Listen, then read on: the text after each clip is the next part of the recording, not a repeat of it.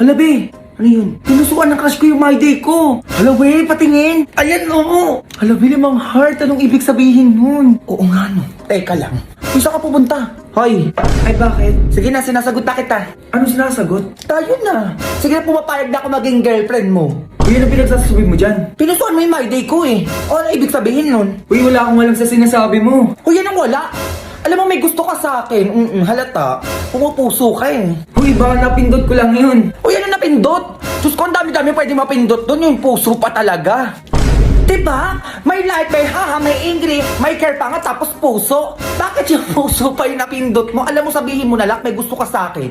Papayag naman ako maging girlfriend mo eh. Oo nga naman, tama naman yung tropa ko. Uy, ayoko nga. Ayoko pumayag maging boyfriend mo. Uy, ano, choosy ka pa? Ako na to, Diyos ko, nag-iinarte ka pa. Baka napindot lang naman kasi, ba't napunta pa tayo sa ganito? Halabay, gumaganon pa siya, oh. Alam mo, wag mo na akong hintayin pa magwala dito, sinasabi ko sa'yo.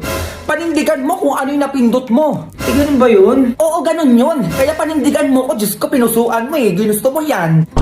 Ay, be, parang ayaw niya. Ano? Ang tagal na mo magsalita, Diyos ko, magwawala na ako dito. Oo na. Sige na, pumapayag na ako maging tayo. 20 ngayon ah. 20 months na rin natin. Baka kalimutan mo agad. O sige. O ibigay mo na sa akin yung password ng Facebook mo. Ibig kailangan mo pa kunin yun. Uy, baka may lumandi pa sa'yo. Ano?